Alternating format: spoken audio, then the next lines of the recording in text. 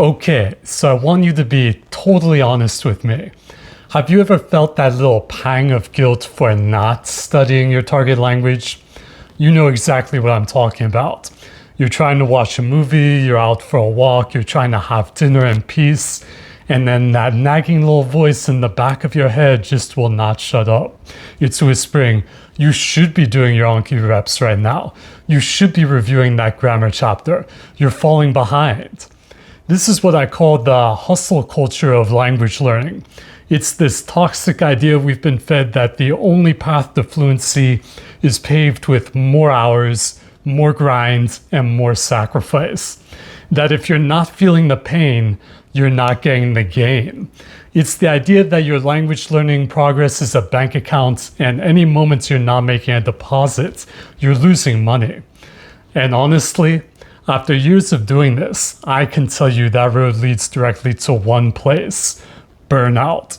But what if I told you the secret to learning more languages and learning them faster and better than you ever thought possible isn't about locking yourself in a room and studying harder? What if I told you the secret is actually to go play the guitar, or go for a long run, or even just sit quietly and do absolutely nothing? It sounds completely counterintuitive, I get it. It goes against everything we've been told. But in the next few minutes, I'm going to break down this principle of building a polyliterate life. And it's this: language learning isn't just a hobby you cram into your evenings. It's a lifestyle.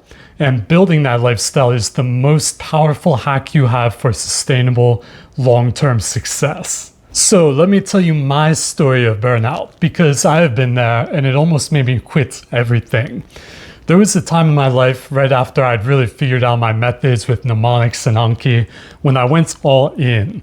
I was obsessed. Some of you know I study 8 languages a day now, but back then I thought the only way to get there was brute force. I was studying all day. My entire life was a cycle of grammar books, flashcards, and shadowing audio. I thought language learning was a simple equation: more hours in equals more fluency out. I wasn't just a learner, I was a language learning machine. I was so focused, so one-sided that my entire identity became about this singular pursuit. And for a little while, it felt like it was working. I was making progress, I was learning a ton of words. It felt like I was winning the game. But then, slowly, something started to go wrong. The joy started to leak out of the process. The words on the page started to blur. My brain started to feel foggy. You know that feeling when you read a page 3 times and still have no idea what it said? That was me all the time. The spark, the raw fun of it all, the reason I started in the first place was gone, replaced by a dull, heavy ache of obligation. My progress didn't just slow down, it hit a concrete wall. I was literally putting in more hours than ever before in my life, but I wasn't getting any better. I was stuck. I was pouring more and more water into a bucket that was full of holes. And I finally realized what was happening. I was so focused on building this insane mental skyscraper, learning more words, more grammar, more languages, that I didn't realize the foundation was made of sand and it was crumbling beneath me. I was becoming completely one-dimensional. I was so hyper-focused on training my mind that I was neglecting my body, my creativity, and my own mental peace. And that's when I finally understood the lesson the hard way. An unbalanced self is an inefficient learner. You cannot achieve elite mental performance if the rest of your life is out of whack. It's just not sustainable. You can sprint for a little while, but this journey, this path of the polyglot, is a marathon. So I made a massive change.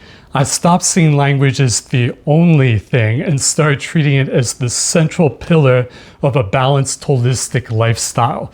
I stopped trying to build a tower and I started building a fortress with strong, supporting walls.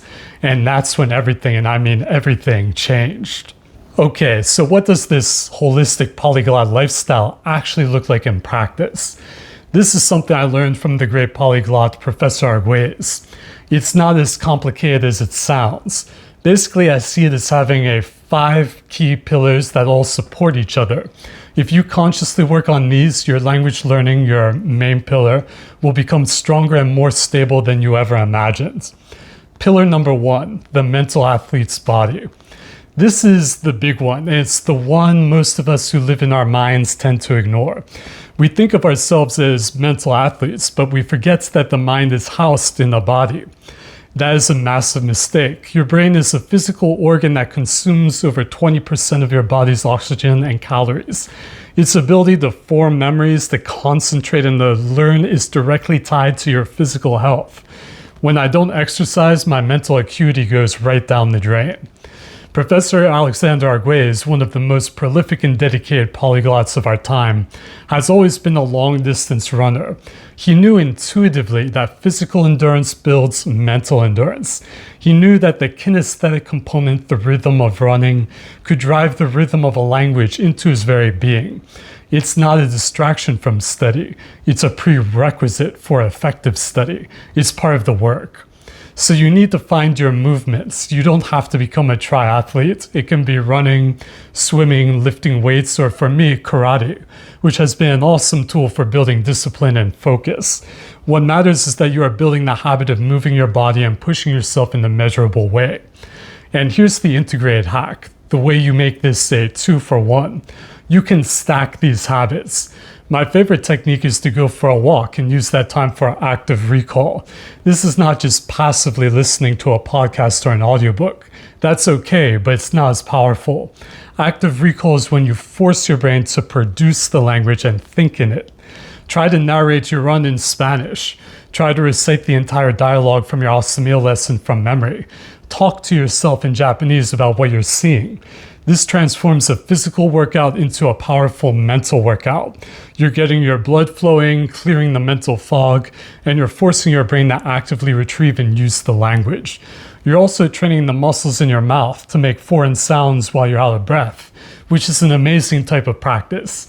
It is an incredible, powerful neurological super combo. Pillar number 2, the focus engine, the discipline of the mind. Okay, so the body is the foundation. Now, how do we sharpen the mind itself? Here's the problem we're all facing. We live in a world that is actively designed to destroy our focus. The dings from your phone, the endless scroll of social media, the constant pull of the next notification, it's a non-stop assault on our ability to concentrate. This creates what Professor Arguelles calls brain fog. It leaves us feeling scattered and unable to do the kind of deep, focused work that real learning requires. And the common advice is to just force yourself to focus. That is terrible advice. Forcing yourself to concentrate is a massive waste of your precious energy. All the mental power you should be using to learn is instead being spent just trying to wrestle your own mind back to the task. The real solution is to stop wrestling and start training. You train your focus like a muscle, and one of the best ways to do that is through a mindfulness practice. Now, this doesn't have to be some mystical spiritual thing. It can be incredibly practical. Something as simple as pranayama or controlled breathing exercises can have a huge impact. Just sit for 5 minutes before you study and count your breaths. In for 4 seconds, hold for 4, out for 6. That's it. What this simple practice does is incredible. First, it calms your nervous system, but more importantly for us, it develops your sense of time. After doing this for a while, you become acutely aware of what 5 minutes of pure, unbroken focus feels like. When you develop this internal clock, you become your own efficiency expert. You know instinctively when your 15-minute study chunk is up. And more importantly, you know the exact moments your mind has started to drift. This gives you control. And then there's meditation. I believe that one of the reasons monks seem to learn languages so easily is because their minds are quiet. They don't have that constant monkey mind chatter that the rest of us deal with. That's the voice of your inner critic, your to-do list, your anxieties, all screaming for attention while you're trying to study. Professor Arguelles points out that meditation is about eliminating the monkey mind, but foreign language study can be about replacing its dialogue. When you're truly immersed in thinking in French, there's no room for the English-speaking monkey. But before you get to that stage, meditation is the practice of taming that monkey. When you meditate, you're just practicing letting those thoughts come and go without getting emotionally attached to them. This creates a calm, clear mental space that is perfect for learning. When you sit down to study after meditating, your brain is like a clean, quiet room ready to absorb new information. Pillar number 3, the fuel and environment. This is a pillar people almost always forget. You can have a strong body and a focused mind, but you can't run a supercomputer on junk food. Your physical and mental environment matters immensely. First, the diet. Professor Arguelles often mentions how a monotonous, simple diet helped him focus during his most intense study periods. I'm not saying that you have to eat the same thing every day, but I am saying that what you put into your body has a direct effect on your brain's performance. Processed foods, excessive sugar, these things lead to inflammation and brain fog. Eating clean, whole foods is fuel for thought. It's not a separate health goal. It's part of your language learning strategy. Second, your environment. Get sunlight, get fresh air. So many of us study hunched over a desk in a dark room. Your brain needs vitamin D and oxygen to function optimally. Go running. Take your textbook to a park. A change of scenery can be a powerful mental reset. And the biggest environmental factor in our modern world is our digital space.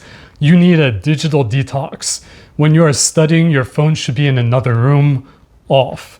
Don't just put it on silence. The mere presence of your phone has been shown to reduce cognitive capacity.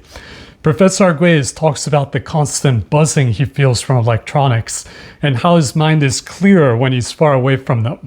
You need to create a sacred analog space for your deep work. Study with a physical book, a pen, and a notebook. The extra friction of having to look up a word in a paper dictionary forces you to engage with them more deeply, making them more likely to stick. Convenience is often the enemy of retention. Pillar number 4, the spark, the discipline of creativity. Alright, so your body is strong, your mind is focused, your fuel is clean, but there's still a missing piece. If all you do is run, meditate, and do Anki reps, you can still burn out. Why? Because you're missing the spark of creativity. Let's be honest, a lot of the language learning journey is about input and repetition. It's analytical, it's systematic. It's not always super creative. We're absorbing systems that other people have already built. That's why it's so important to have an outlet where you're actively creating something. This engages a completely different part of your brain and provides a necessary sense of balance and play. Professor Arguelles tells a powerful story about this from his decade in Korea.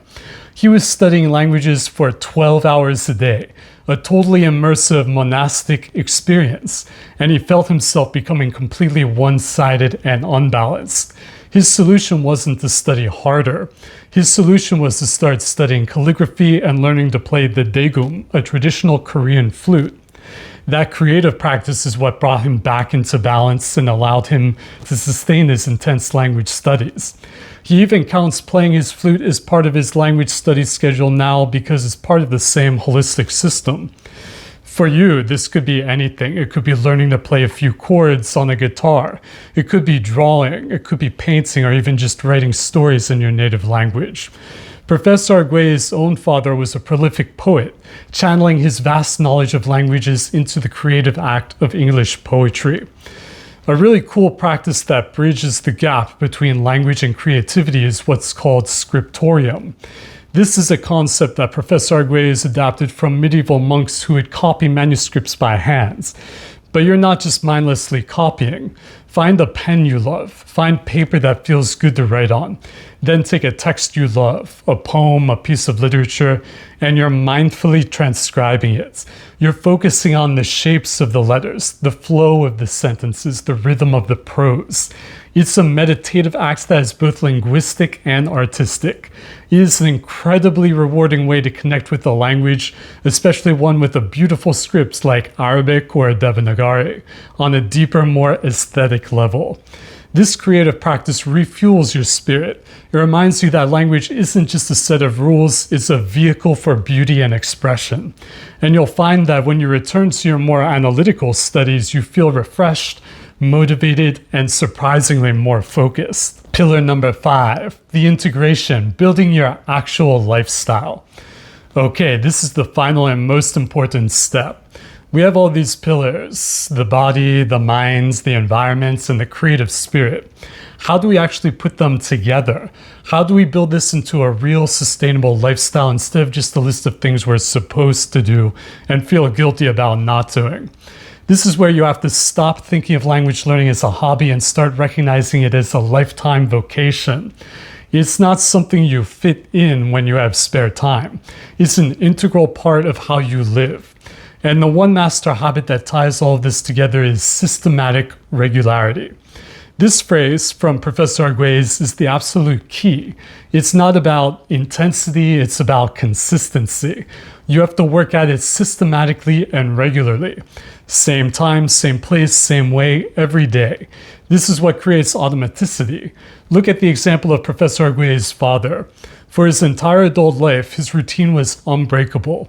He'd wake up at dawn before the world intruded and spend hours at his table reading his languages aloud. He always carried a language book in his pocket to steal moments of study while waiting in line at the post office. It wasn't something he made time for. It was just who he was. It was part of the very fabric of his life.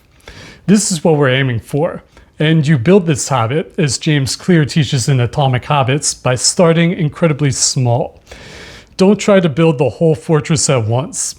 Just lay one brick perfectly every single day. You use the concept of habit stacking. Find a habit you already have, like making coffee every morning, and stack your new micro habit onto it. The rule is, after I current habit, I will new habit. For example, after I turn on the coffee maker, I will open my awesome meal book. That's it. You don't even have to study it at first. Just open the book, do that for a week until it's automatic. The next week, after I open my awesome meal book, I will read one line aloud. The week after, I will read for 1 minute. You build your discipline brick by brick, and as you build your language learning habit, you can apply the same logic to the other pillars. After I finish my 15-minute language session, I will do 10 push-ups. After I finish my push-ups, I will sit and do 1 minute of deep breathing. Slowly, systematically, you are weaving these practices into the texture of your daily life. And eventually, you reach a point where it all just flows. You wake up, you do your running while practicing recall, you come home and do your focused study session, you play your guitar for a few minutes in the afternoon. It stops feeling like a schedule you have to follow and just becomes the way you live. That is the ultimate goal, not just to learn languages, but to build a life of discipline, focus, and creativity where language learning is the joyful, central expression of your best self. So if you're feeling stuck or you're on the edge of burnout, the answer isn't always to study harder. It's to live better. Take a step back. Ask yourself, which of these pillars have I been neglecting? Your problem might not be with your grammar book. It might be that you haven't been for a walk in 3 days, or you've been eating junk food all week. Build your foundation. Your languages will thank you for it. This shift in perspective is what will carry you from being a hobbyist who might give up in 6 months to a true polyliterate who can sustain this incredible journey for a lifetime. I really hope this was helpful. It's a shift that completely changed the game for me. If you found this useful, subscribe for more on how to build your own language learning systems. And by the way, I will be releasing my language learning app soon that uses stories with mnemonics, which are interesting hooks to help you remember words faster. The first language will be Spanish, so if you want access to that, click the link in the description below and enter your email address. Also, subscribe to the channel. Okay, thank you so much for being here and keep up the awesome work.